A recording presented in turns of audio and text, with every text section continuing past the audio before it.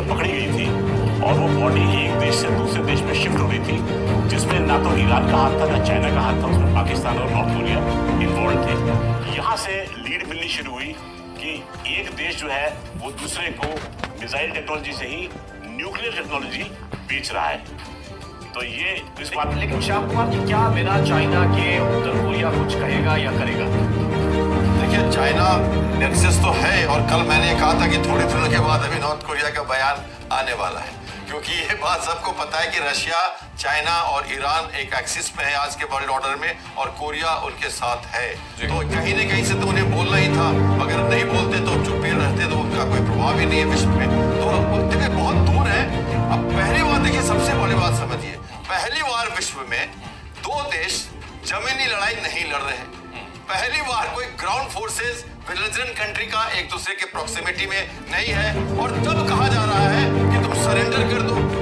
कभी हुआ नहीं विश्व के इतिहास में कैसा, जब ग्राउंड फोर्सेस ना हो और कैप्चर करने का कोई तरीका ना हो, स्टैंड ऑफ वेपन्स यूज किए जा रहे हो 2000 किलोमीटर दूर से, और तब देखिए अमेरिका के प्रेसिडेंट का बयान सही लगता है कि हमारा तुम्हारे चारों तरफ नियंत्रण है।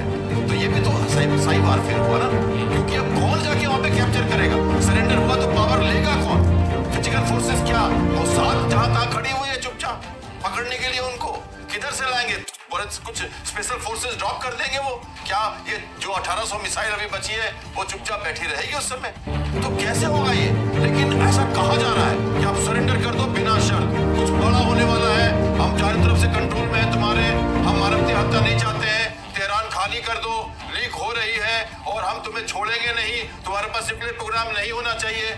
अब देखिए, इन बातों को लेके चलिए, आप सुबह से शाम तक ये बातें कही जा रही है। और एक और पॉइंट है जिस पर मैं आपकी स्पेशलिटी के आधार पर मैं आपसे जानना चाहूंगा। इसी बीच में एक बड़ी खबर सामने है, ईरान पर व्हाइट हाउस ने बयान दिया। यूएस के हमले की योजना है ईरान पर, यूएस के निशाने पर परमाणु संयंत्र है, ये व्हाइट हाउस के एक ऑफिसर ने बयान दिया। व्हाइट हाउस के एक अधिकारी ने फॉक्स न्यूज से बातचीत करते हुए ये कहा है कि ईरान पर अमेरिकी हमले की योजना है, और इस योजना में परमाणु संयंत्र भी शामिल है। यानी कि जहां पर परमाणु बम बनाए जा रहे हैं वो इलाके भी इस हमले की जद में रहेंगे। ये व्हाइट हाउस के एक अधिकारी की तरफ से बयान फॉक्स न्यूज को दिया गया है, और ये एक अपने आप में बड़ी खबर है। व्हाइट हाउस के अधिकारी अगर ये स्पष्ट रूप से कह रहे हैं कि हमारी योजना है कि हम हमला ईरान के ऊपर करेंगे और परमाणु संयंत्रों के ऊपर हमला करेंगे। जी खड़क चौबे, मुझे बताइए जरा कि भाई इफ्सान सेंटर है, बुशर है, नतांज है, तेहरान है, इन चारों को लेकर के आप व्हाइट हाउस से कह रहे हैं कि सभी के सभी हमारे निशाने पर है। लेकिन अभी हम ये भी देख रहे हैं कि जितने बाकी देश हैं जो भी इसमें इन्वॉल्व हो रहे हैं वो सिर्फ बयानबाजी के तौर पर इन्वॉल्व हो रहे हैं, डायरेक्ट इन्वॉल्वमेंट अभी किसी का नहीं है। तो डिप्लोमेटिक प्रेशर बनाने की कोशिश की जा रही है। देखिए अनंत जी, अगर आप सिग्नल्स को देखेंगे, एक बयान यूएस की तरफ से आया था और उन्होंने क्लेम किया था कि we are ruling the skies of Iran. शब्द था वी से क्या तात्पर्य है? जबकि सब जगह ये बताया जा रहा है कि इजरायली एयरफोर्स काम कर रही है, तो इसमें वी कहां से पैदा हुआ? और ये बयान यूएस की तरफ से आया था, यानी कि यूएस ने चोरी छिपे तस्दीक कर दी है कि हम भी इसमें इन्वॉल्व थे, जो कि एयर स्पेस को हम अभी रूल कर रहे हैं। आपने कुछ सेंटर्स के नाम लिए, इसमें एक सेंटर रह गया था अराक, जहाँ पर कि हेवी वाटर ट्रीटमेंट चलता है, हेवी वाटर प्लांट वहाँ पर मौजूद है। देखिए, नातांस और फर्दो ये तो शर्तिया है कि ये मार की जद में आए हैं। नातांस के ऊपर एक नहीं 2 बार हमले हुए हैं, जहाँ पर उसका यूरेनियम का एनरिचमेंट किया जा रहा था। दूसरी साइड थी वो थी फर्दो में। जी, फर्दो साइड जो है वो हिल्स प्लेन के फोल्ड में है और हार्डेंड साइड है, और वहां पर जितना यूरेनियम का एनरिचमेंट चल रहा था, हालांकि उस रेट में नहीं था जो कि नातांस में था, परंतु यहाँ पर भी था। यहाँ पर जिन बमों का इस्तेमाल किया गया था वो इस कदर शक्तिशाली थे कि इसके झटके जो है वो महसूस किए गए कॉम में। कॉम जो है इस प्रदेश की राजधानी है, कॉम प्रांत की, और ये वहां से 32 किलोमीटर की दूरी पर स्थित है। ठीक है, यानी कि इस वाले न्यूक्लियर संयंत्र के ऊपर भी हमला किया गया है। तो ये तो शर्तियां हैं कि ये 2 टेक डाउन कर दिए गए हैं। जी, बाकी की बात जो है उसकी धीरे धीरे तस्दीक होती जाएगी। ठीक है, जैसे कि इस वक्त उनके पास चलेंगे, लेकिन इससे पहले एक बड़ी जानकारी मिल रही है। ईरान के शीर्ष जनरल ने एक बड़ा बयान दिया है। ईरान के टॉप जनरल ने एक बड़ा बयान दिया है कि हमारे हमले अब तक सिर्फ चेतावनी है। ईरान ये कहने की कोशिश कर रहा है कि जो हमले हैं उसको सिर्फ चेतावनी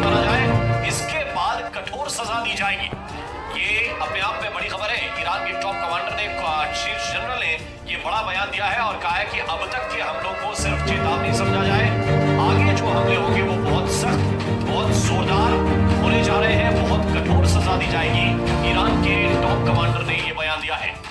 ईरान वॉर में किम जोंग की एंट्री हुई है, लेकिन उससे पहले एक और रही है जानकारी इस वक्त ये मिल रही है कि किम जोंग का एक बयान आया है। किम जोंग ने बयान देते हुए कहा है कि तेहरान इस लड़ाई में अकेला नहीं है।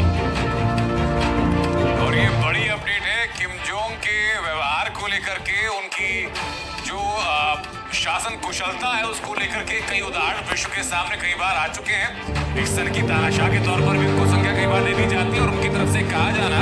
कर्नल चौबे, अब ये नया ट्विस्ट के तौर पर आप देख रहे हैं किम जोंग का बयान कि भाई तेहरान अकेला नहीं है, हम खड़े हैं साथ। देखिए अनंत जी, बड़ा इंटरेस्टिंग चीज है। अभी 1-2 दिन पहले सोशल मीडिया पे एक मीम वायरल हुआ था जिसमें किम जोंग को दिखाया गया था सर पे हाथ रख के बैठे हुए थे और नीचे लिखा था इतना कुछ दुनिया में हो रहा है, लेकिन उससे कोई बात नहीं कर रहा, मेरे बारे में कोई नहीं बोल रहा है। तो आप देखिए सामने आपको दिखाई दे रहा है, वो तो खैर मजाक की बात नहीं, बोल दिया, वो खुद बोल दिया है। इसमें आप देखिए कि एक नेक्सस है चाइना, ईरान, पाकिस्तान और नॉर्थ कोरिया का, जो मिसाइल प्रोलिफरेशन और जो nuclear proliferation, China, Iran, Pakistan और नॉर्थ कोरिया का जी। एक बार ऐसा हुआ था कि कुछ बॉडीज जो थी वो ट्रांसफर हो रही थी और वो पकड़ ली गई थी क्योंकि वो लेड पे लिपटी हुई थी, लेड केसिंग के अंदर लिपटी हुई थी। कहते हैं कि कोई लीक हुआ था वहां पर और किसी देश के साइंटिस्ट जो थे वो उसके अंदर खत्म हो गए थे, तो उनकी बॉडीज को उनके देश में वापस भेजा जा रहा था और ये लीक जो थी ये पकड़ी गई थी और वो बॉडी एक देश से दूसरे देश में शिफ्ट हो रही थी, जिसमें ना तो ईरान का हाथ था ना चाइना का हाथ था, उसमें पाकिस्तान और नॉर्थ कोरिया इन्वॉल्व थे। यहाँ से लीड मिलनी शुरू हुई कि एक देश जो है वो दूसरे को मिसाइल टेक्नोलॉजी से ही न्यूक्लियर टेक्नोलॉजी बेच रहा है। तो ये इस बात, लेकिन श्याम कुमार, क्या बिना चाइना के उत्तर कोरिया कुछ कहेगा या करेगा? देखिए, चाइना नेक्सस तो है और कल मैंने कहा था कि थोड़ी दिनों के बाद अभी नॉर्थ कोरिया का बयान आने वाला है, क्योंकि ये बात सबको पता है कि रशिया, चाइना और ईरान एक एक्सिस में है आज के वर्ल्ड ऑर्डर में और कोरिया उनके साथ है। तो कहीं न कहीं से तो उन्हें बोलना ही था, अगर नहीं बोलते तो चुप्पी रहते तो उनका कोई प्रभाव ही नहीं है विश्व में। तो देखिए बहुत दूर है। अब पहली बात देखिए, सबसे बड़ी बात समझिए, पहली बार विश्व में 2 देश जमीनी लड़ाई नहीं लड़ रहे। पहली बार कोई ग्राउंड फोर्सेस बेलिजरेंट कंट्री का एक दूसरे के प्रॉक्सिमिटी में नहीं है और तब कहा जा रहा है कि तुम सरेंडर कर दो। कभी हुआ नहीं विश्व के इतिहास में कैसा, जब ग्राउंड फोर्सेस ना हो और कैप्चर करने का कोई तरीका ना हो, स्टैंड ऑफ वेपन्स यूज किए जा रहे हो 2000 किलोमीटर दूर से, और तब देखिए अमेरिका के प्रेसिडेंट का बयान सही लगता है कि हमारा तुम्हारे चारों तरफ नियंत्रण है। तो ये भी तो सही वारफेयर हुआ ना, क्योंकि अब कौन जाके वहां पे कैप्चर करेगा? सरेंडर हुआ तो पावर लेगा कौन? फिजिकल फोर्सेस क्या मोसाद जहां तहां खड़ी हुई है चुपचाप पकड़ने के लिए, उनको किधर से लाएंगे? कुछ स्पेशल फोर्सेस ड्रॉप कर देंगे वो क्या? ये जो 1800 मिसाइल अभी बची है वो चुपचाप बैठी रहेगी उस समय? तो कैसे होगा ये? लेकिन ऐसा कहा जा रहा है कि आप सरेंडर कर दो बिना शर्त, कुछ बड़ा होने वाला है, हम चारों तरफ से कंट्रोल में है तुम्हारे, हम मानवती हत्या नहीं चाहते हैं, तेहरान खाली कर दो, लीक हो रही है और हम तुम्हें छोड़ेंगे नहीं, तुम्हारे पास न्यूक्लियर प्रोग्राम नहीं होना चाहिए। अब देखिए इन बातों को लेके चलिए, सुबह से शाम तक ये बातें कही जा रही है और एक और पॉइंट है जिस पर मैं आपकी स्पेशलिटी के आधार पर मैं आपसे जानना चाहूंगा। इसी बीच एक बड़ी खबर सामने आई है कि ईरान पर व्हाइट हाउस ने एक और बयान दिया। यूएस के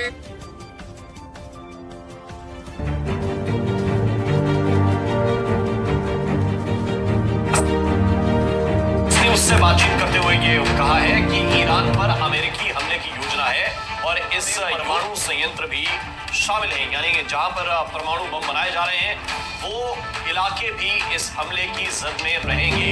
ये व्हाइट हाउस के एक अधिकारी की तरफ से बयान फॉक्स न्यूज को दिया गया है और ये एक अपने आप में बड़ी खबर है।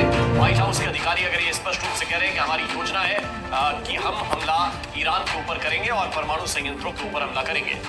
जी कर्नल चौबे, मुझे बताइए जरा कि भाई इफ्सान सेंटर है, बुशर है, नतांज है, तेहरान है, इन चारों को लेकर के आप व्हाइट हाउस से कह रहे हैं कि सभी के सभी हमारे निशाने पर, लेकिन अभी हम ये भी देख रहे हैं कि जितने बाकी देश हैं जो भी इसमें इन्वॉल्व हो रहे हैं वो सिर्फ बयानबाजी के तौर पर इन्वॉल्व हो रहे हैं, डायरेक्ट इन्वॉल्वमेंट अभी किसी का नहीं है।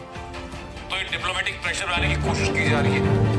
देखिए आनंद जी, अगर आप सिग्नल्स को देखेंगे, एक बयान यूएस की तरफ से आया था और उन्होंने क्लेम किया था कि we are ruling the skies of Iran. शब्द था वी से क्या तात्पर्य है? जबकि सब जगह ये बताया जा रहा है कि इजरायली एयरफोर्स काम कर रही है, तो इसमें वी कहां से पैदा हुआ? और ये बयान यूएस की तरफ से आया था, यानी कि यूएस ने चोरी छिपे तस्दीक कर दी है कि हम भी इसमें इन्वॉल्व थे, जो कि एयर स्पेस को हम अभी रूल कर रहे हैं। आपने कुछ सेंटर्स के नाम लिए, इसमें एक सेंटर रह गया था अराक, जहां पर कि हेवी वाटर ट्रीटमेंट चलता है, हेवी वाटर प्लांट वहां पर मौजूद है। देखिए, नातांस और फर्दो ये तो शर्तियां है कि ये मार की जद में आए हैं। नातांस के ऊपर एक नहीं 2 बार हमले हुए हैं, जहां पर उसका यूरेनियम का एनरिचमेंट किया जा रहा था। दूसरी साइड ऐसी ही साइड थी, वो थी फर्दो में। जी, फर्दो साइड जो है वो हिल्स प्लेन के फोल्ड में है और हार्डेड साइड है, और वहां पर जितना यूरेनियम का एनरिचमेंट चल रहा था, हालांकि उस रेट में नहीं था जो कि नातांस में था, फर्दो यहाँ पर भी था। यहाँ पर जिन बमों का इस्तेमाल किया गया था वो इस कदर शक्तिशाली थे कि इसके झटके जो है वो महसूस किए गए कौम में। कौम जो है इस प्रदेश की राजधानी है, कौम प्रांत की, और ये वहां से 32 किलोमीटर की दूरी पर स्थित है। ठीक है, यानी कि इस वाले न्यूक्लियर संयंत्र के ऊपर भी हमला किया गया है। तो ये तो शर्तियां हैं कि ये 2 टेक डाउन कर दिए गए हैं। जी, बाकी की बात जो है उसकी धीरे धीरे तस्दीक होती जाएगी। ठीक है, जैसे कि इस वक्त उनके पास चलेंगे, लेकिन इससे पहले एक बड़ी जानकारी मिल रही है। ईरान के शीर्ष जनरल ने एक बड़ा बयान दिया है। ईरान के टॉप जनरल ने एक बड़ा बयान दिया है कि हमारे हमले अब तक सिर्फ चेतावनी है। ईरान ये कहने की कोशिश कर रहा है कि जो हमले हैं उनको सिर्फ चेतावनी माना जाए, इसके बाद कठोर सजा दी जाएगी। ये अपने आप में बड़ी खबर है। ईरान के टॉप कमांडर ने, शीर्ष जनरल ने ये बड़ा बयान दिया है और कहा है कि अब तक के हमलों को सिर्फ चेतावनी समझा जाए, आगे जो हमले होंगे वो बहुत सख्त, बहुत जोरदार होने जा रहे हैं, बहुत कठोर सजा दी जाएगी। ईरान के टॉप कमांडर ने ये बयान दिया है। ईरान वॉर में किम जोंग की एंट्री हुई है, लेकिन उससे पहले एक और बड़ी खबर इस वक्त मिल रही है। जानकारी इस वक्त ये मिल रही है कि किम जोंग का एक बयान आया है। किम जोंग ने बयान देते हुए कहा है कि तेहरान इस लड़ाई में अकेला नहीं है। और ये बड़ी अपडेट है किम जोंग के व्यवहार को लेकर के, उनकी जो शासन कुशलता है उसको लेकर के कई उदाहरण विश्व के सामने कई बार आ चुके हैं। एक सन की तानाशाह के तौर पर भी इनको संज्ञा कई बार दे दी जाती है और उनकी तरफ से कहा जाना। कर्नल चौबे, अब ये एक नया ट्विस्ट के तौर पर आप देख रहे हैं किम जोंग का बयान कि भाई तेहरान अकेला नहीं है, हम खड़े हैं साथ। देखिए अनंत जी, बड़ा इंटरेस्टिंग चीज है। अभी 1-2 दिन पहले सोशल मीडिया पे एक मीम वायरल हुआ था, जिसमें किम जोंग को दिखाया गया था सर पे हाथ रख के बैठे हुए थे और नीचे लिखा था इतना कुछ दुनिया में हो रहा है, लेकिन मुझसे कोई बात नहीं कर रहा, मेरे बारे में कोई नहीं बोल रहा है। जी। तो आप देखिए सामने हाथ दिखाई दे रहा है, वो तो खैर मजाक की बात नहीं, बोल दिया, वो खुद बोल दिया है। इसमें आप देखिए कि एक नेक्सस है चाइना, ईरान, पाकिस्तान और नॉर्थ कोरिया का, जो मिसाइल प्रोलिफरेशन और जो nuclear proliferation, China, Iran, Pakistan और नॉर्थ कोरिया का। जी। एक बार ऐसा हुआ था कि कुछ बॉडीज जो थी वो ट्रांसफर हो रही थी और वो पकड़ ली गई थी क्योंकि वो लेड पे लिपटी हुई थी, लेड केसिंग के अंदर लिपटी हुई थी। तो कहते हैं कि कोई लीक हुआ था वहां पर और किसी देश के साइंटिस्ट जो थे वो उसके अंदर खत्म हुए थे, तो उनकी बॉडीज को उनके देश में वापस भेजा जा रहा था और ये लीक जो थी ये पकड़ी गई थी और वो बॉडी एक देश से दूसरे देश में शिफ्ट हो रही थी, जिसमें ना तो ईरान का हाथ था ना चाइना का हाथ था, उसमें पाकिस्तान और नॉर्थ कोरिया इन्वॉल्व थे। यहाँ से लीड मिलनी शुरू हुई कि एक देश जो है वो दूसरे को मिसाइल टेक्नोलॉजी से ही न्यूक्लियर टेक्नोलॉजी बेच रहा है।